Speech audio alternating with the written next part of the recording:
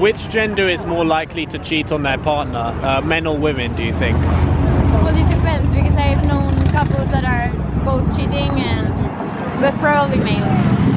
Yeah. And what makes you think that? So you've been cheated on and you've been dumped. And this is a horrible, horrible situation. You feel the pain of loss, you feel embarrassment, humiliation, even some anger. She strung you along for months, making you feel as though the relationship was fine, when in truth, she had other guys on the side. She has wronged you, and it feels as though there would be nothing more satisfying than to tell her to her face what you really think of her, to really give expression to the anger that you're feeling, to give her your full judgment, your full moral condemnation. I know that that's tempting, but do not do it. Stay silent. Don't say a word to her. Keep all of your thoughts and your feelings to yourself.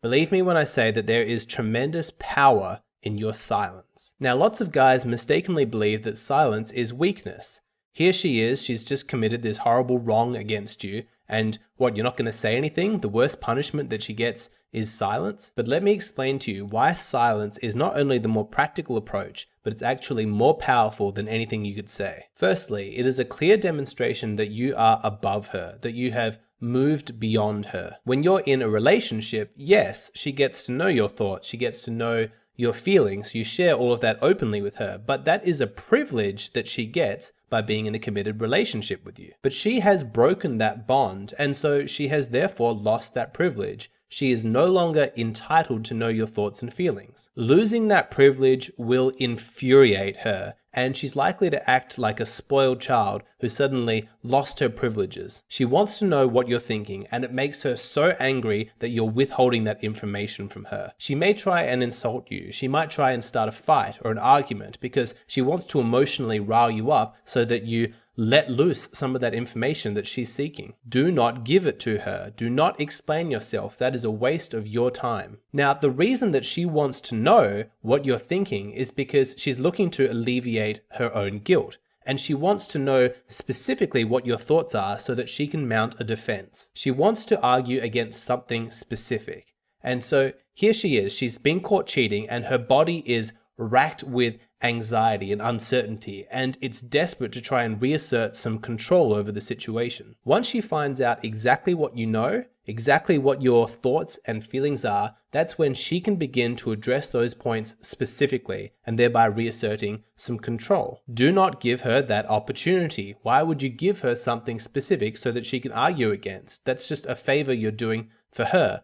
You don't owe her anything. Stay silent. The beauty of this is that when you don't say anything, when you stay silent, she has to imagine what it is that you're thinking, and her mind will immediately go to the worst case scenario. He thinks this about me. He believes this about me. He knows all of this about me. He must see what a terrible, terrible person I am. This is how it works. When you are silent, she will project the very worst thoughts that she has about herself onto you and believe that you're thinking them. It is the cleanest punishment that you could possibly hope for, to allow her to just stew in the juice of her own moral decay. But in order for that to happen, you have to stay silent, because if you start speaking and you provide her with something specific, that just gives her something to argue against, and you throw her a lifeline. You allow her to escape her own moral judgment. Do not give her that escape. Don't let her externalize this issue. Let her come face to face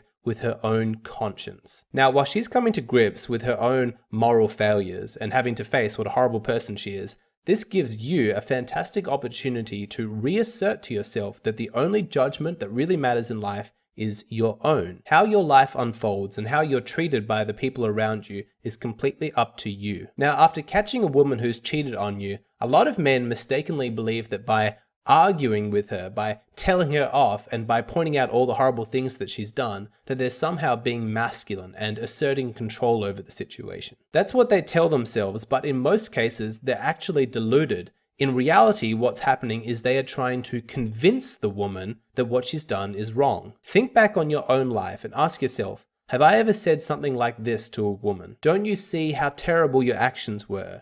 Don't you think that what you did was wrong? Don't you feel as though you have wronged me in some way? Now, I understand that there is some subtlety to this, but I'm hoping that you're able to hear that In those sentences, they're not actually pronouncing moral judgments or condemnations. They're actually pleas. In truth, what you're really doing is begging her to validate your victimhood. You think that you're making a strong argument, but the subtext of what you're communicating is that, yes, I believe that what you did was wrong, but I'm not entirely convinced. I'm not 100% sure, and I need to convince you and get you to agree with me that what you did was wrong before I give myself permission to completely believe it. The point that I'm trying to make is that you don't need anybody else's permission to pronounce moral judgment. Who cares whether or not she agrees that what she did was wrong? Why do you need her approval? She's the one who wronged you. She's the one who committed adultery and cheated on you and betrayed your trust in such a horrible way. By doing such a heinous act, she has automatically disqualified herself as somebody who has any moral character, and therefore her opinion should be completely disregarded. She thinks that what she did was wrong. She thinks that what she did wasn't wrong. Who cares? She's the cheater, and she's proven herself to be morally bankrupt, and therefore her opinion means nothing. Every single moment that you spend arguing with her, begging her to validate your victimhood, is a moment that she gains in power and you lose in self-esteem. If you get cheated on and it hurts and you're feeling frustration and anger and betrayal, I understand all of those emotions. They're completely normal and justified, but keep them to yourself. Do not share them with her. She is not entitled to know what you're thinking, and it is not your responsibility to ease her suffering. Take this opportunity to demonstrate to yourself that you have moved beyond caring what her opinion is. You will keep your own counsel, your own company. You know what she did was wrong. Doesn't matter what she thinks. I know that there's a desire for revenge. You want to punish the person who has wronged you, but I'm telling you, if you give her something specific to argue against and you start blaming her, attacking her, she'll convince herself that she's the victim. She will become defensive, and then she will start to argue against that. Those are not the emotions that you want her to be feeling. You don't want her to feel like a victim, like she's the one under attack. She's the one who did something wrong.